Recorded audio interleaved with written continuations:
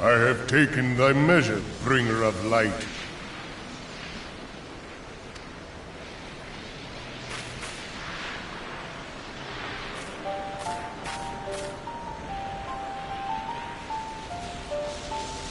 And I judge thee a worthy champion. The task of excising the sin that hath taken root in man's heart is thine. Shrink not from employing thy strength in service to the forest and the wider realm beyond. Like hungering shadows do the enemies of harmony gather, and meekness will but feed them. If man is to be delivered from the dark, it shall be by thy guiding light alone. Stray not from the path, for if thou dost, thy people shall be truly lost.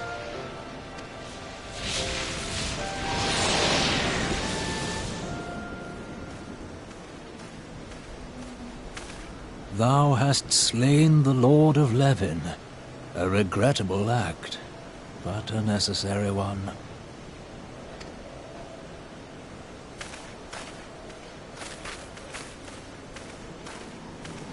In witnessing thy struggle, a truth hath been revealed unto me. If I mistake not, it may yet prove a chink in the eternal armor of the Assyrians. But let us conclude our present business. I shall expound upon my findings at the Rising Stones anon.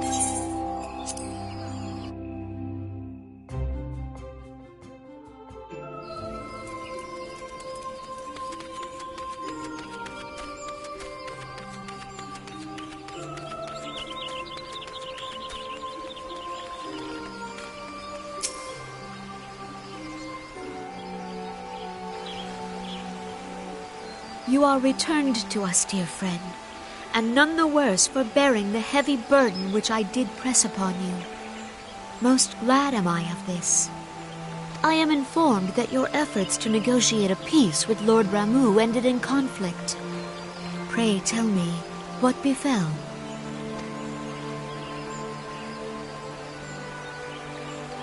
Ramuh made trial of you? I fear there is truth to his claim. It is the darkness within us that attracts the darkness without.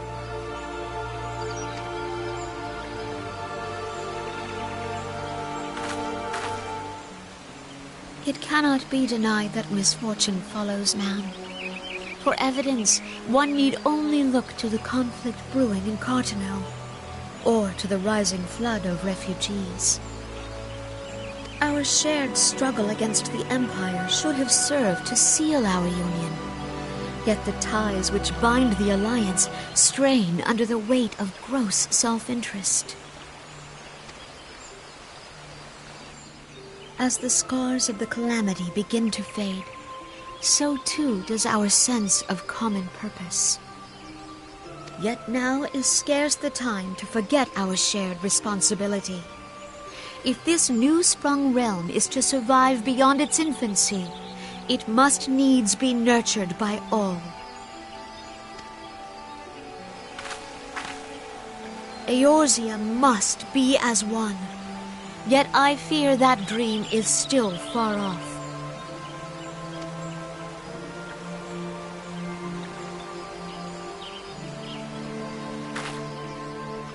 On behalf of the people of Gridania, and the elementals both, I thank you for all that you and your fellow scions have done.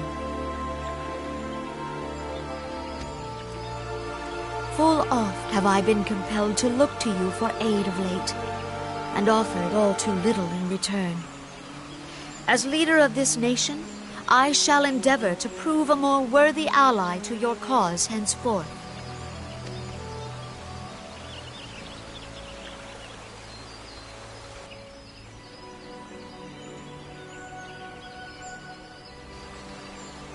Lord Ramuh has departed, yet the keening of this ill wind grows no less insistent. Voices of the forest, pray speak and I shall listen. What unseen evil begets this unease in my heart?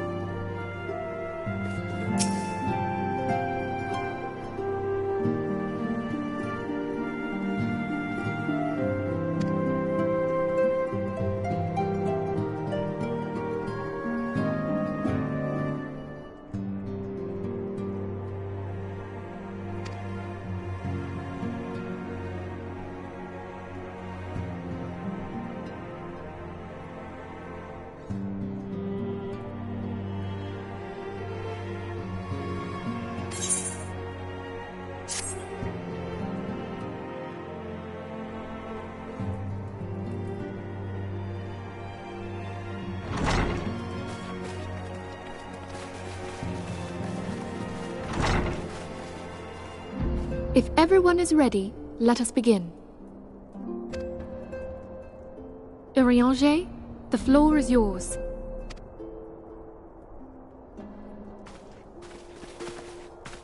As all here assembled now know, in its final hours as our Order's headquarters, the waking sands did play host to a most unexpected visitor. I speak of the Ascian clad in white, Elidibus.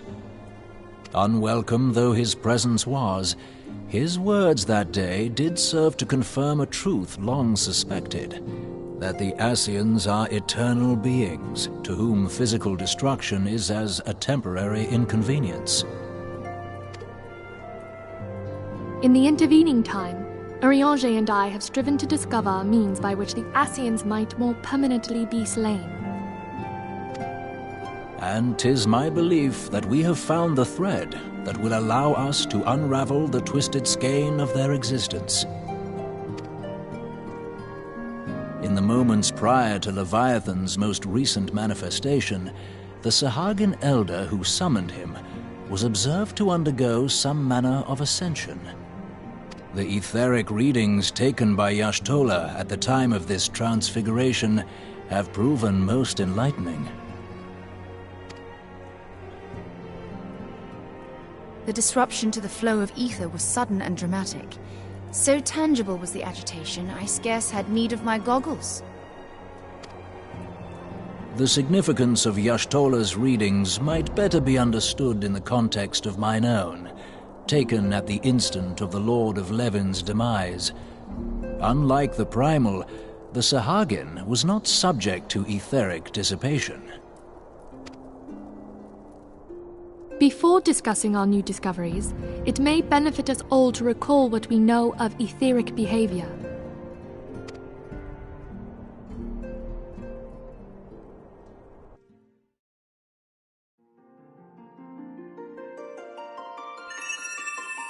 Let us begin at what some might call the end. When we who dwell in the material realm die, our spirits dissolve into the flow of ether and are returned to the ethereal realm.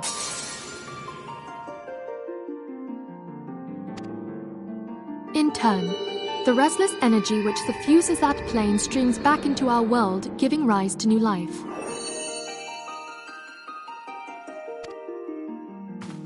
"'Tis as the heavens did decree, the way of all mortal souls. Twixt this world and the next do the ethereal currents swirl, bearing the very essence of life. Thus doth the cycle of birth, death, and rebirth continue unabated."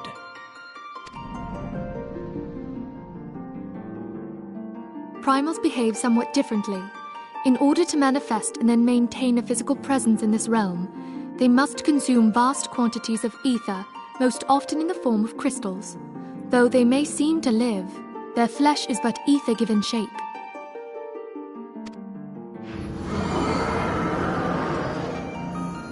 Thus, a defeated primal leaves behind no broken corpse. Rather, the essence of its form seeps back into the land whence it came, and the energy of its shattered spirit is called back to the ethereal realm.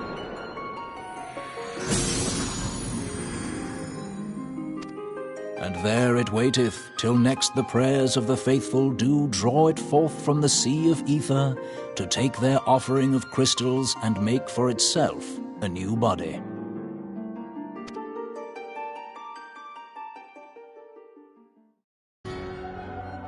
Which brings us on to the third group, the so-called immortals. They exist in a manner all their own. Quite. Even as the Sahagin elder fell to the Admiral's musket shot, I witnessed the release of an ethereal cloud, which immediately took possession of a nearby minion. A soul that dissipateth not upon the death of the flesh. The secret of life everlasting, and in the claws of a Sahagin no less. But I wonder, what would happen to one of these obstinate spirits should there be no suitable host for it to claim?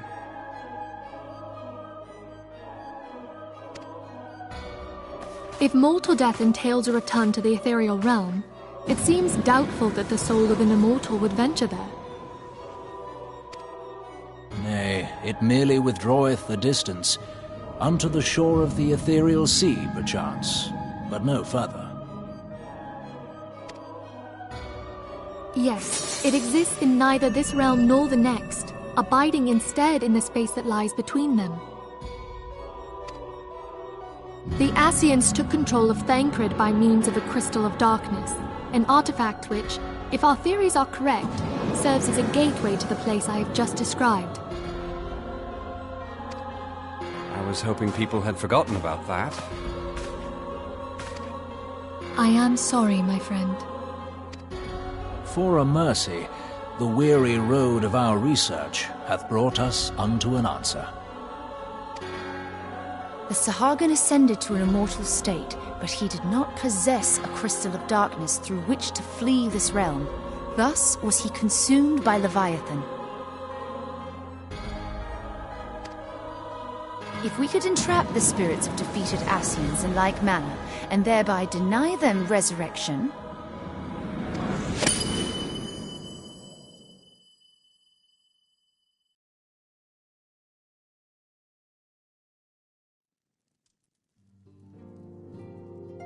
Therein lieth the path to victory. Thou art most perceptive, my lady. Only when we have trapped the bodiless soul within an ethereal prison can we hope to defeat its unnatural constancy. Thus might even an eternal paragon be consigned to oblivion. These feats are, of course, far easier said than done. At present, we lack a viable means to entrap and extinguish an Ascian soul. Yet, I believe it to be possible. The pieces of the puzzle lie before us. We have but to put them together.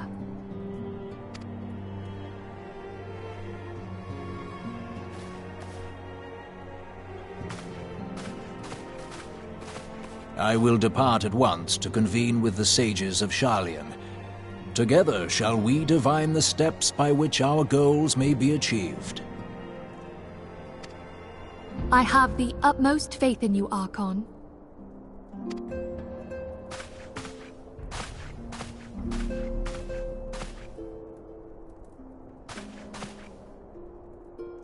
Beg pardon, antecedent, but I would raise one final matter.